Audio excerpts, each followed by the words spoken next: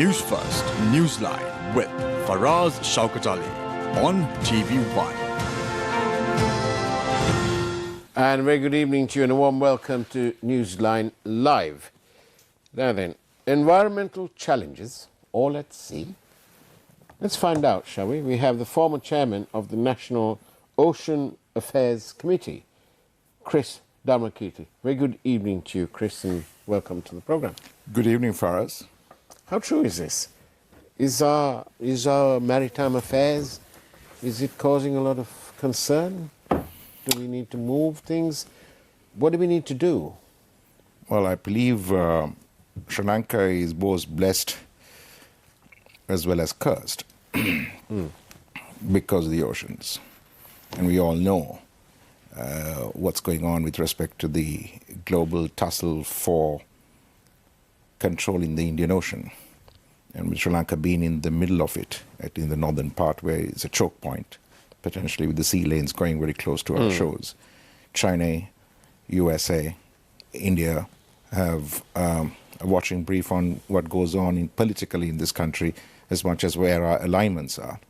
So in that context, we have a problem to deal with.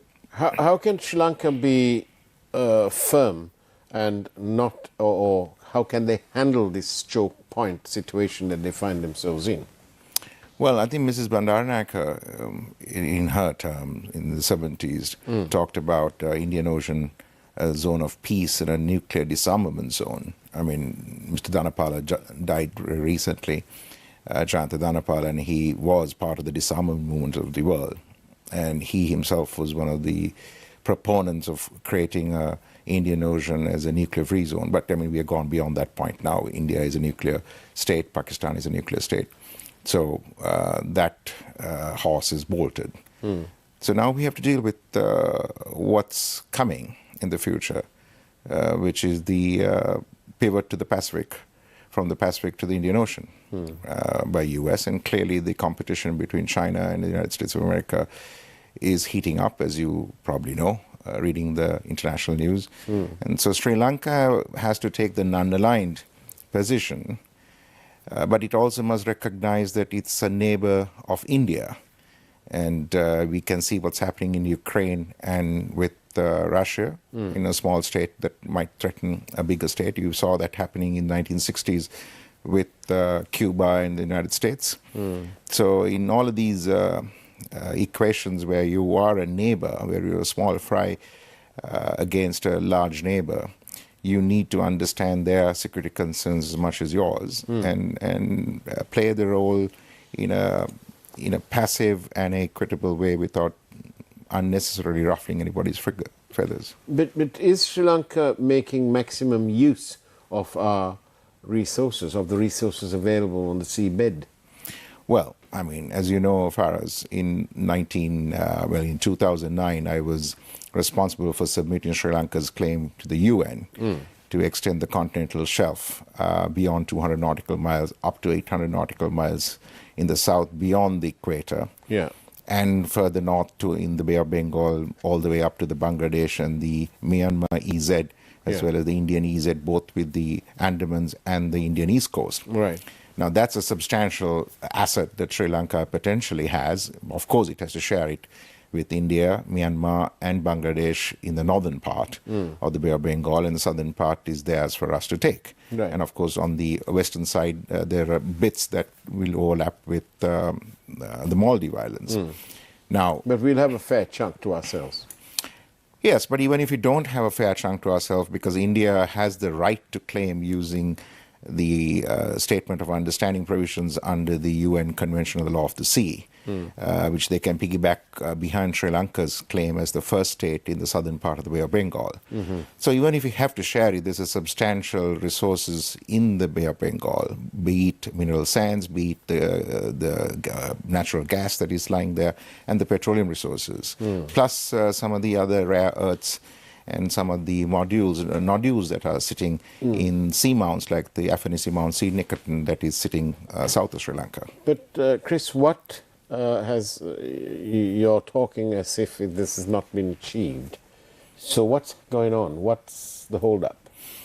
Well, When we claimed, we were 43rd in the queue.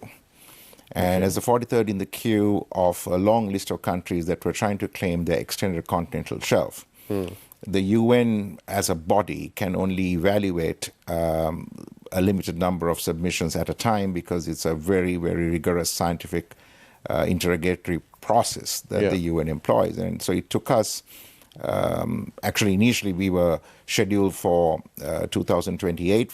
I managed to get a 120-1 resolution passed in the UN in 2009. And we managed to expedite our claim for 2017. And over the last 5 years, we have had extensive consultations with the UN scientific body called the CLCS.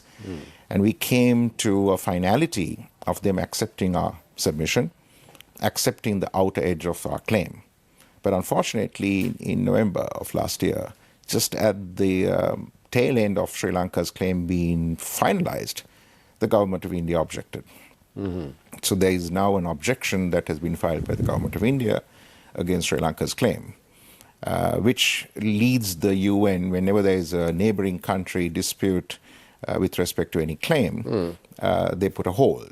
Right now, that's not a negative as such. It could be a positive, because that gives us time to pause and rethink as to how we want to proceed further ahead with our claim. Now, India is stuck on their western coast with Pakistan putting objection. So India can't actually go ahead with its seabed claim in the western coast.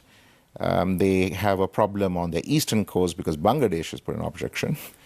And we never had any of those issues. We managed to navigate this quite diplomatically all along. But until November of last year, when India suddenly out of the blue submitted an objection. So it seems that really we need to work soon, quickly, and get our act together. Oh, absolutely. I mean, Sri Lanka's ocean resources, I mean, we have the Ministry of Fisheries that is just focused on the living resources. Right.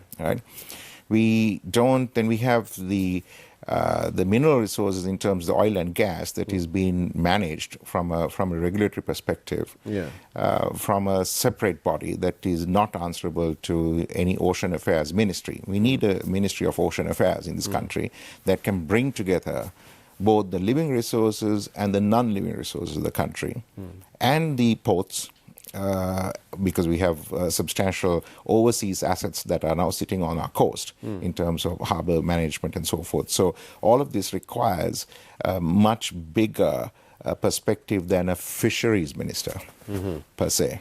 But how focused have successive governments been on this need to really focus on a far bigger picture than this? Well, I must say the current president has been the first person to really push for the Blue Economy Initiative, where there was a think tank that was also set up recently to focus on. And your own channel has been talking about the Sea of Ceylon. And clearly there's a greater interest.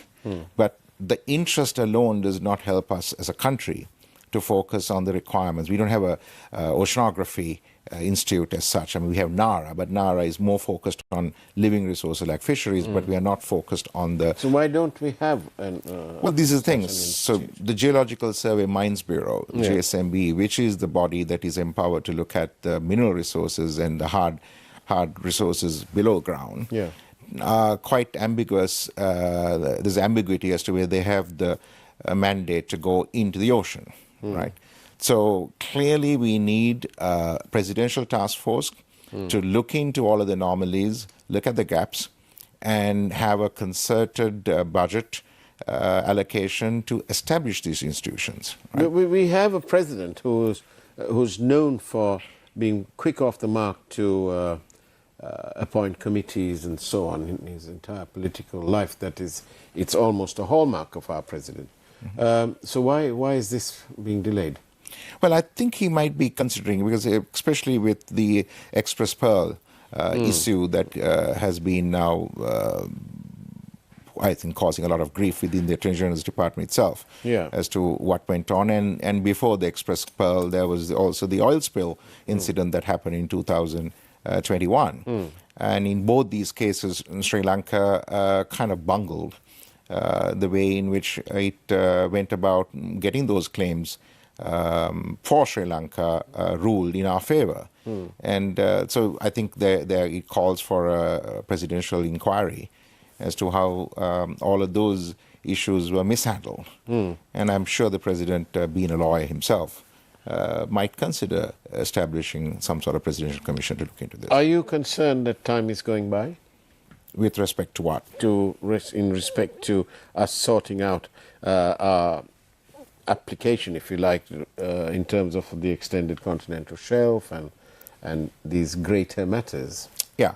I think Especially I'm asking the question because, as you know, and as we all know, Sri Lanka is having a huge problem, a huge crisis in terms of dollars.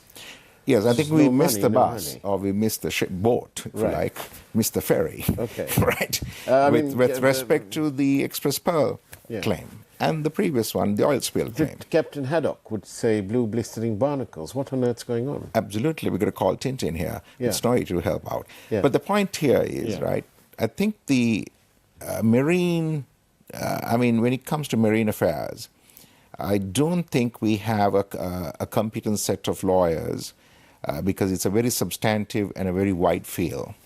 And when it comes to compensation and claims relating to insurance companies, that in itself is a speciality.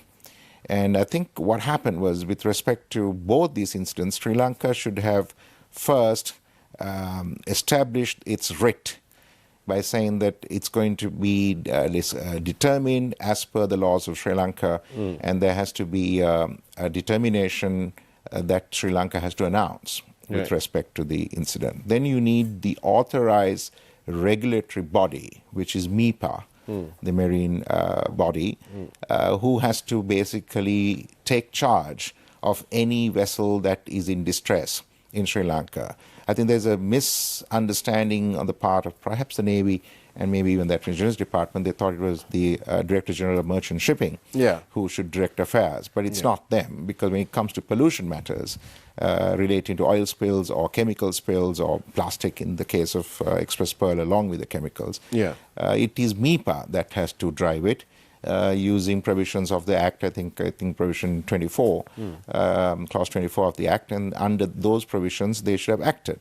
And they should have then appointed the Sri Lankan Navy to help save the ship, and they should have also instructed the ship owner to save the ship itself and also to save the country from pollution from whatever goods or they're carrying in the ship from spilling over. So I don't think any of that happened as such. Right. And then it is MIPA then that has to also file the compensation requirements for Sri Lanka. Of course, the Attorney General can do that. The Secretary of the Treasury could do that. But there is confusion, I believe, as to who should be in charge. So that's something that has that's to be where we are. clarified. Yes. Is it, people have been talking about, it's been reported in the press and so on. The value of the claim is 6.4 billion. There's been a lot of interest in the value, clearly because of our empty coffers in terms of foreign exchange reserves. Is it really too far-fetched, or do you think that's like about the right figure? Well, let me put it this way. The way we should have gone about was we should have first asked the P&O Club, which is it's like a mutual insurance fund for ship owners. Sri Lanka should have written to the ship owner and the ship owner's mutual fund, which is the P&O Club Insurance, and told them to make an indemnity or make a provision that they will lodge with the Sri Lankan bank or with the government. They make us a provisional payment. Right. Not that we draw any of that money out. It's money that is in the bank. It's an indemnity. It's like a bond, like a performance bond. Once that money, and that could be $1 billion, it could be $2 billion. I believe for the Express Pearl, we could have got up to about $3 billion as a provisional payment ahead of any arbitration or court proceedings that Sri Lanka has to then file subsequently, using Sri Lanka as the jurisdiction. Right? So they'd file the case here in Sri Lanka. You got to file the case here, and you got to first get that indemnity, the money, into the bank first, right? Because once you get that money, and generally most of the reinsurances, even for P&O, from my understanding, even with Express Pearl, they were prepared to set an allocation out because that's normal practice.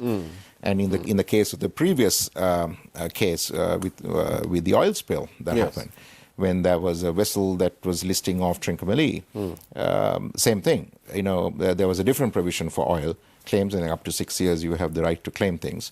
And again, there is a provision that you can get, I believe, on the tonnage of the cargo that's carried, up to about $129 million we could have got as an indemnity upfront. Right. Not that we can draw on it, but it'll be in this country's balance sheet initially, in terms of a bank or whoever.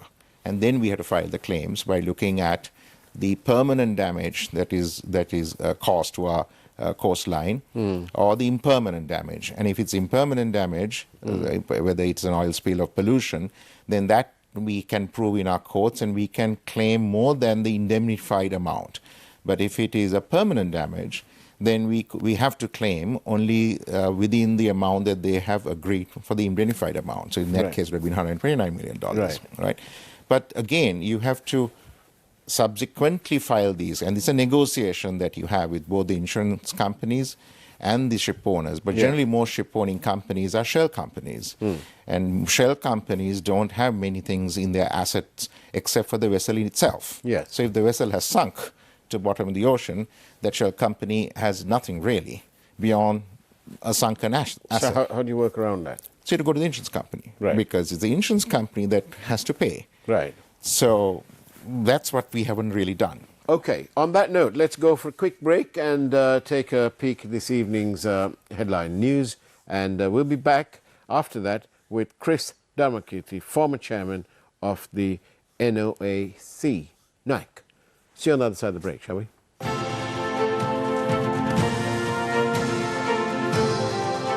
News First, Newsline with Faraz Shaukat Ali on TV1. Sri Lanka's latest effort to revoke licenses, imprison journalists and impose fines. Multiple factions strongly oppose government attempts to take control of the media. මූලික අයිතිවාසිකම් කිහිපයක් කඩ කරන බව තමයි අපිට බැලු බැලීමට පේන්නේ. මේ හදලා තියෙන්නේ මේ ආණ්ඩුක්‍රම ව්‍යවස්ථාවේ 14 වෙනි වගන්තිය සම්පූර්ණ උල්ලංඝනය වෙන මේ නිකම් විකාරයක්. මේක ත්‍රස්ත විරෝධී පනතෙන් කරගන්න උත්සාහ කළ බැරි වෙච්ච නිසා මේ වැඩේ මේක හරහා ගේන්න යන බව තමයි පේන්නේ. Social media activist Bruno Divakara arrested. Iran resumes execution of anti-government protesters after 4-month pause. Media Secretary Anusha Palpita tells COPA that Sri Lanka's channel ratings is a facade. ඇත්ත කතාව අපේ ප්‍රධාන මාධ්‍ය ආයතන තුනක් ඕකෙන් 300ක් විතර සල්ලි දීලා අරන් තියෙනවා. ඒ ගෙදරට සල්ලි ගෙවලා බඩු මල දීලා රුපියල් 30000ක් විතර දුන්නාන් පස්සේ ඒක තමයි රේටින් එක. ඉතින් ඒක එතනින් එහා පැත්තට යන්නේ නැහැ. Sri Lanka's inflation slows again in May. Rupee appreciates further. When a heart attack strikes, every minute makes the difference between life and death. With the right care and treatment at the hand of the most skilled surgeons and medical professionals. With the perfect environment for recovery. Darden's Heart Centre, dedicated to you.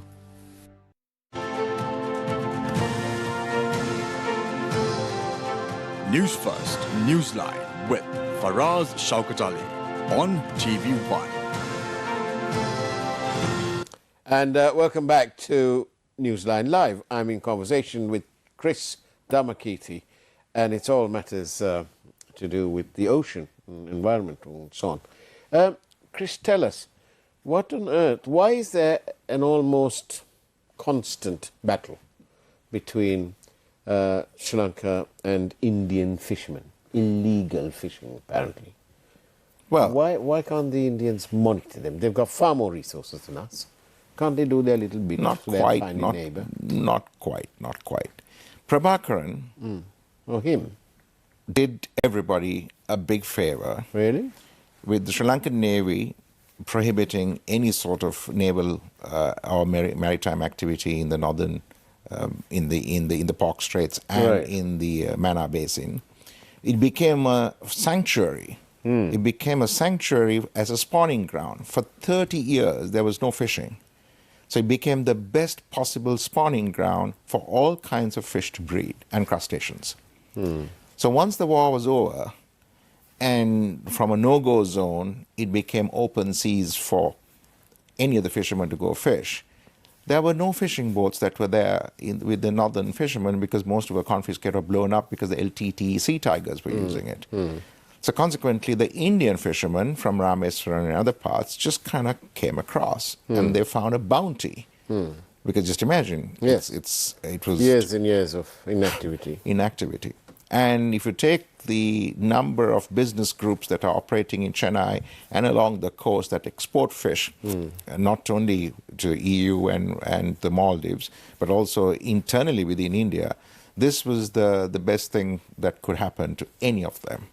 So there's a lot of politically motivated interest who are influential in Delhi as well, who have been pushing for a leniency as far as the Sri Lankan authorities are concerned. And they've been always pleading, please be lenient. These are poor fishermen. Let them have a go at this fish.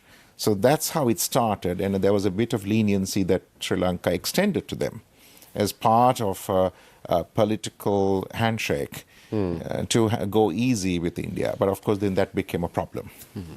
But, Chris, how's the best way for Sri Lanka to handle this? John, an out-of-the-box solution? Yes, an out-of-the-box. It's always the best. Out-of-the-box. Nothing quite like out-of-the-box. Well, as you know, there's potentially 50,000 megawatts of wind power that USAID report has identified from Putlam all the way to Jaffna, both inshore and offshore. So if you look at the offshore wind power potential, it's not about giving it to the Adnanis, but it's about finding Sri Lankan entrepreneurs and others who could be all given opportunities to create, or maybe even invite Adani himself, to invest into offshore wind power plants. And you can pretty much create a zigzag zone of wind power plants that are strategically placed. It's almost a veritable sea fence. But what it will do, it will slow down these massive fleets of fishing boats from intruding into the Sri Lankan waters. I mean, they'll still do that, but then they can't get out as fast if you strategically place the wind power plants. Right. So that's, it's one of those out-of-the-box solutions that Sri Lanka can easily consider. Have you shared this information with anyone? Well, one in jest have talked about it, right? But we haven't really, people, that's a good idea. But where's the money? I mean, the money is there. Put a submarine cable, sell the power to India. So what we're doing wrong with our ocean economy, Faraz, is we have free energy with wind, which we can sell to the Indians, to the Indian subcontinent, because they import about 92% of their energy needs globally from whether they import coal or whether they import their nuclear fuels or what have you. So India's economy is growing, and their middle class is growing, so consequently their demand for power is growing. So Sri Lanka is sitting on ocean energy that it can generate itself and sell to India. But what we are now doing is we are selling the right to generate the energy to Indian companies who are then pocketing the entire profits from that energy that should be rightfully banked on a Sri Lankan balance sheet, which we are not doing. Right? So we should do that. And if we do that, then we overcome our problem with the fisheries, which is the living resources, with a non-living resource of wind. So that we could do. But we haven't done that. No. Right? We have OTEC, Ocean Thermal Energy, in Trincomalee, in Bundl. We have about 6 points to do ocean energy. Yeah. We haven't done the OTEC power. Yeah. We also have wave energy, which we haven't done in terms of harnessing, right? So there's substantial energy resources that the oceans around Sri Lanka provides, which we haven't really had a concerted effort to do, which is why it goes back to my previous point. We need an Ocean Affairs Ministry that start looking at the regulatory framework to bring about these opportunities for the benefit of Sri Lanka's balance sheet and not just sell it off to foreign investors who basically bring the capital to put in the infrastructure, but then they're harnessing the free energy without paying for it. Because there is no royalty payment that's coming for the free energy. And then they're taking that energy and reselling that energy back into the countries that, of course, now they're selling that energy to the Sri Lankan Electricity Board. Yeah. So we are buying that energy, right? Whereas we could be selling. We could be selling. But, I mean, these sound wonderful sort of tools, if you like, to help the governor of the central bank in his quest to get more reserves in. But why is there, what's holding us back? Is it a lack of knowledge? Is it a lack of commitment? Or is somebody saying, how much is it in it for me before I can do this? Oh, well, I think with respect to the oceans, if you take our tertiary education institutions, there's very little, even though we have an ocean affairs in, university and we have the Southern University in Ruhuna that is looking at a few of the living resources issues. We really don't have a concerted effort to train our youngsters who are going into the university system to start studying ocean affairs and oceanography, mineral resources, material sciences. None of that. I mean, if you take the mineral resources that we're taking out of Pulmude, for example, I mean, that's mineral sands that we are just separating on rutile, zircon, and just a few elements and selling it for a pittance. The equivalent industrial value, if we invest about $200 million to produce titanium dioxide for the paint industry or as titanium as metal, is $16,000 US per ton. But what we're getting now is about $60 a ton. But it sounds so marvelous, and you know, Sri Lanka will truly be, as Mahinda Rajapaksa promised the people of Tangol, that he would turn Tangol into a Singapore. Well, I went to Tangol yesterday, and I don't think I saw anything like Tangol there. But nice ideas. Why on earth can't we? I'm sure we have the talent and so on. But honestly, will we have overseas companies wanting to invest in such high tech with great investments in this country when our policies are not stable, the political climate is anything but stable? Are these all contributory factors? Well, I think you're right. For us, when investors, I was a venture capital fund manager previously working with Intel and managed a $6.5 billion fund and brought in a lot of money to India, believe it or not, in the 90s and in the early 2000 period. And that's because there was a clear opportunity space with the legal provisions and the regulatory framework in place to bring the money in. And although there is corruption in many of these countries that we have invested in the region, Sri Lanka, in a peculiar way, the problem is you can't get things done because there are too many blocks. You know, we think we play rugby in this country, right? Now, you're a rugby player. In rugby, you've got to have the ball to be tackled. But in American rules football, you don't need the ball to be tackled. If you're the receiver and you're just jousting to receive the ball, even before the ball receives you, somebody can tackle you. So our bureaucracy, the officials who have to give approvals for projects, they play American rules football. They know how to block, right? So therefore, any investor who comes here, even if you get the political patronage, even if you get the green light from BOI, even if you shake hands with the minister, there are about 16 other parties who are out to block you. So that's the problem for most investors to come to Sri Lanka. So the political leadership in this country must recognize that that's where the problem is, as much as they are a problem themselves in asking for certain goodies for themselves. But it's clearly the bureaucracy that really blocks lots of these things. And to think that Margaret Thatcher tore away most of the red tape and bureaucracy in Britain and made doing business in Britain far, far easier into the success it is today. And that Sri Lanka is still stuck with all this red tape. Yeah. Would you put the red tape in the nearest dustbin? It's not here today. You can't see the dustbin. But, you know, I would chuck it all in the dustbin. Would you? Yeah, I would just burn it. Burn it. Right. I'll burn it. Thank you very much, Chris Dharmakeerthi. It's been wonderful talking to you. It's now time for that other wonderful program, the Prime Time News. Take care. Have a great evening as much as you can. and God bless you all.